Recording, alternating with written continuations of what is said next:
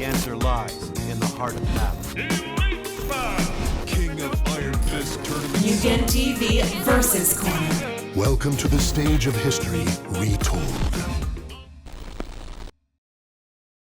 Hey, what's up guys, it's MugenLord here, and today I just want to talk about some anime fighters because, man, they are back in full swing. We had a couple of new announcements that really caught me by surprise that I really wasn't expecting. More importantly, Bleach will be having a new fighting game, and it's an arena fighter, but it was from an unexpected developer that I haven't heard from in a very long time. So before we even dive into this video, make sure you hit the subscribe button, the notification bell for more gaming content here on this channel. So first, we're going to dive right into it. Now, when it comes to this Bleach fighting game that was just really just announced just recently, there's not really much information to go off of, but the fact is that Bleach is coming back, and of course in the form of an arena fighter. I know a lot of you guys may be disappointed in that. It just seemed like every time anime properties seem to release, they always release in the form of an arena fighter. Now, there's no knocking arena fighters. I believe if this genre can actually do something, if developers actually put the time and the effort to actually make it competitively viable. But nonetheless, when it comes to the Bleach arena fighting game that's pretty much coming out, it caught me by surprise because I was quite interested to find out that there's a particular developer that I haven't heard from in a long time, and that's Tamsoft.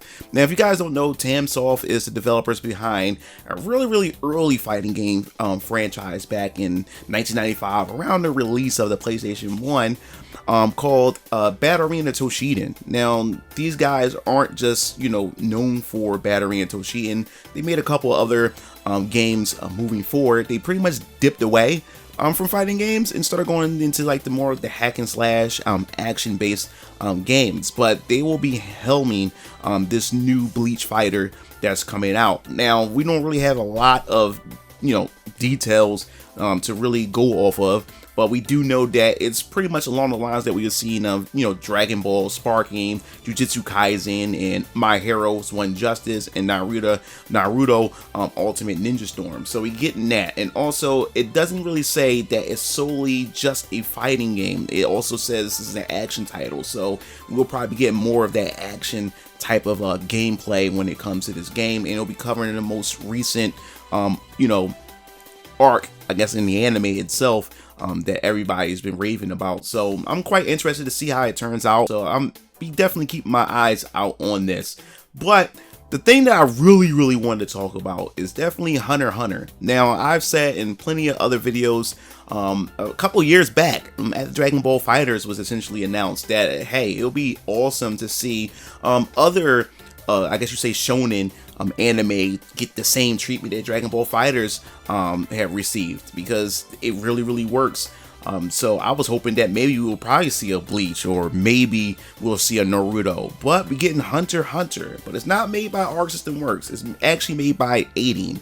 Now, if you guys don't know who 18 is the developers that worked on Marvel vs. Capcom 3 and also Tatsunoko vs. Capcom. Tatsunoko vs. Capcom is definitely my favorite 18 fighting game, and also they worked on DNF Duel. It's based after Dungeon Fighters Online. I've pretty much found that pretty interesting of a fighting game. Pretty busted, but it's actually still pretty fun. But yes, they'll be helming the Hunter x Hunter project. Now, when it was first announced, many people weren't really too thrilled of how it looked. A lot of people were saying that it looked kind of, low budget. And I would agree with that, because when they showed the earlier footage as well, the animations looked kind of rough, and also the backgrounds looked too staticky, and then of course the UI itself just looks horrible. Looks kind of generic and everything like that. But when it comes to aiding in this fighting games, and when you're a fighting game player, you're there for the fighting game. You're there for the fighting game mechanics and everything like that, and also your favorite characters, whatever IP that the fighting game is based off of.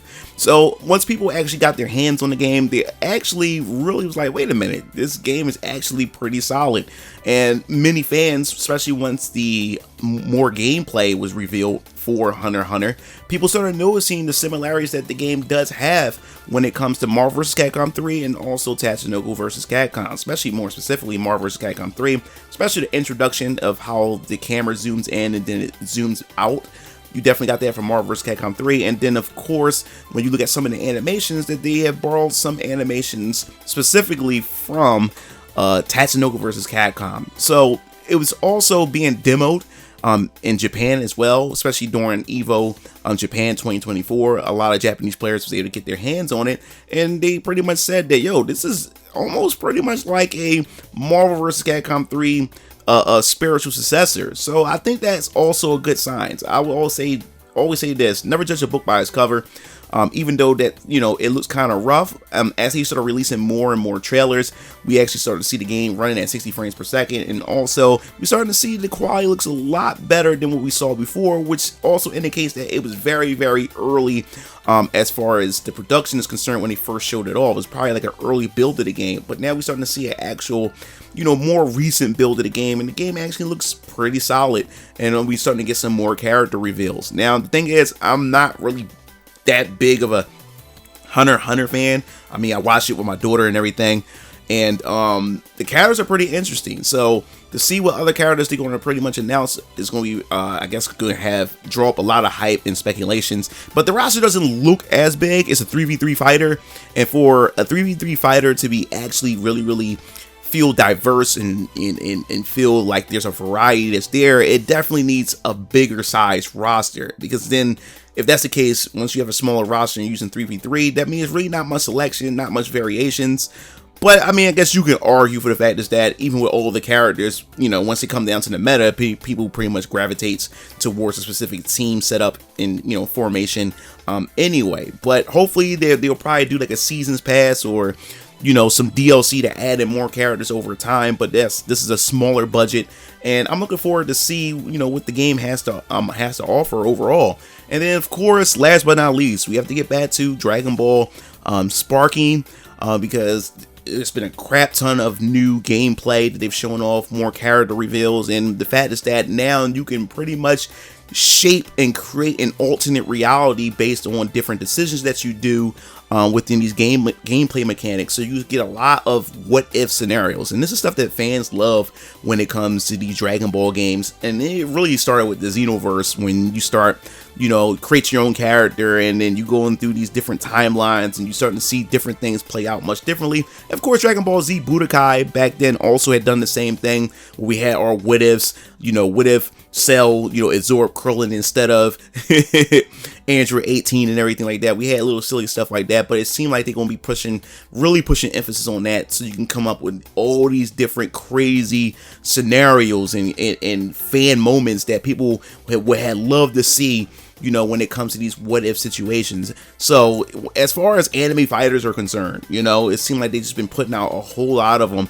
And even though some of them are like arena fighters, I think there's a lot for fans to be able to digest and enjoy. We do got Hunter x Hunter, that's more so for the competitive hardcore player. And then you also have the Sparking, and then of course Bleach as well. That's the arena fighter, where, you know, it's for almost everybody. People who are anime fans and people who do want a little bit of that button mashing action, while able to somewhat compete against their friends and people online and everything like that. But that pretty much essentially wraps up this video. I just want to hear your thoughts on this. Which anime fighter are you looking forward to? Is it Hunter x Hunter? Is it the new Bleach fighter that's coming out, or Dragon Ball Sparking? I definitely want to hear your thoughts in the comment section below. Do you think there's potential for Hunter x Hunter, and as far as the FGC and the competitive scene is concerned? Do you think this have a chance to actually blow up to become something much bigger and inspire other anime IP or Shonen Jump IP to pretty much adopt this and, you know, become fighting games? So definitely need your thoughts in the comment sections below. If you enjoyed this video, hit the like button and that subscribe button for more gaming content here on this channel. This is MugenLord signing off. I'll see you game fiends later. Peace out.